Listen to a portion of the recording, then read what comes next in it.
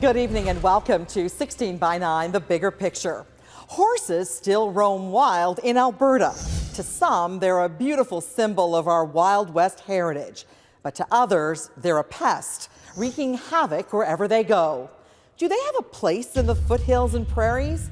Well, our Carolyn Jarvis has more on Alberta's controversial wild horses.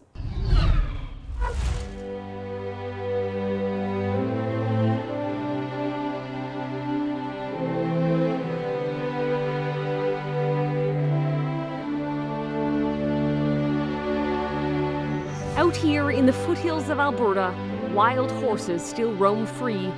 Beautiful animals who seem so natural here. They're just gorgeous, just absolutely gorgeous.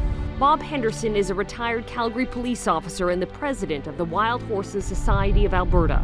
To him, these graceful creatures are like friends. He even knows them by name. This is a herd controlled by a stallion I've called Thor anyways. Knowing him since he was just a small little boy coming up. And Bob is their self-appointed guardian. They're such a free, beautiful, magnificent animal, you know. They represent that, I think, that sense of freedom that people want to feel within themselves. When something or someone threatens these horses, he takes it personally. There was a lot of tragedies happening around the horses in about 2001 when horses being shot and left and killed. And a group of us got together and we sat in my house and decided we wanted to do something to help and save and protect them. Despite Bob's efforts, the killings haven't stopped. In January, the RCMP charged 3 men and a youth in the shooting of a horse. It's the first time the RCMP in Alberta has laid charges for the shooting of wild horses, but it's not their only case. Any more leads on this one? That one we're kind of cold on right now. The RCMP is investigating 13 other cases of horses shot and left to rot in Alberta's West Country. But Sergeant Percy Likeness says in the great expanses of this province, investigating this type of shooting is a challenge. It's vast, and even to have witnesses out there at the time is very rare to have. No witnesses, no known motive, and 13 horses dead. And according to Bob, there may be many more. He claims 32 horses have been shot and killed in the last decade. People have been getting away with it for quite a long time. What do you feel when you come across a horse that's been shot, wild horse? I have a tendency to get a little bit angry inside, but I feel a real great sadness inside myself, you know.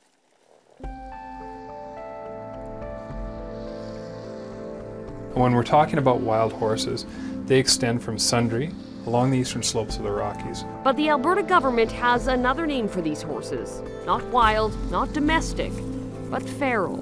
It's an accurate representation of the animal. They're not a wild horse because they're not native to the prairies. The government's line is that these are stray animals. And as Darcy Whiteside with Alberta Sustainable Resources Development explains, that means you can get a permit to capture them. There are specific ways that they can't be captured. For example, snaring. They're not allowed to be snared. They're not allowed to be killed, of course. And then they do what with them? They're their horse. Captured horses can be tamed or sent to the slaughterhouse, but not hunted. We only hunt native species of the province. We don't provide hunting opportunities for animals that aren't native to Alberta. About 40 are captured with permits every year. Earlier this month, the government completed its annual horse count, and the numbers are growing. It's now estimated there are 1,000 horses roaming wild in Alberta. Claudia Notska is a professor at the University of Lethbridge. She researches wild horses all over the world and says Alberta's horses don't just need more protection, they deserve it. Government officials will tell you that those are just recently escaped animals, basically barnyard escapees who have no legitimate place in Alberta's ecosystem.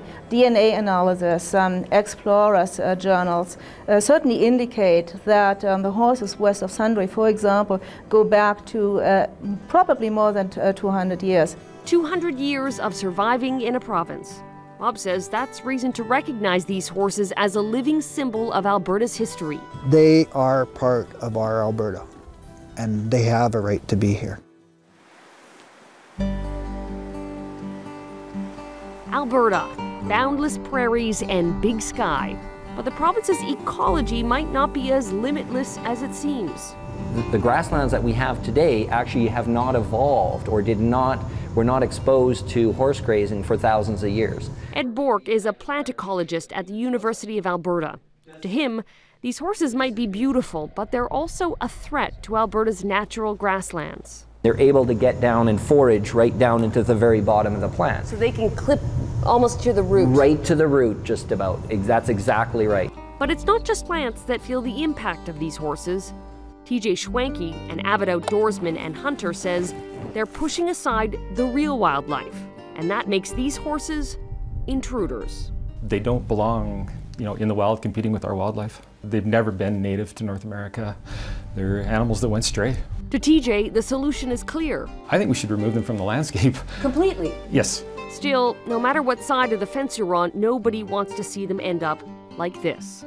How do you think you can stop people from killing these horses? The first step would be making an example of the people who do it. That example could take place very soon, in this courthouse where the accused in the horse shooting go to trial this spring. If we get a conviction, hopefully people will further realize that this is against the law and it's not condoned.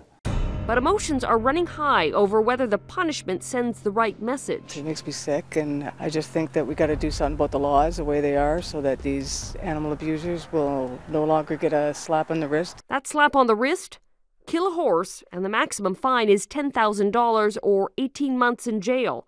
But kill a deer or elk out of season, and the fine can be as high as $50,000 or imprisonment for a year. No matter what happens in the courtroom, out here, the wrangling between those who want these horses culled and those who want them to roam free shows no sign of ending. Traveled a lot of country, and we've seen probably only about 30 head of horses in all this country that we've been in. So they're definitely not overrunning the country. At the end of the day, this government needs to decide what they want to do with these horses and whether these horses actually belong in our landscape or not. To Bob Henderson, there is no question. These horses belong on Alberta's landscape, wild and free. I truly believe that we have to leave them alone and manage them correctly, the same as we do other wildlife. And like I said, they got my heart, and they still have it. So I'll keep doing what I'm doing until it's time to move on myself.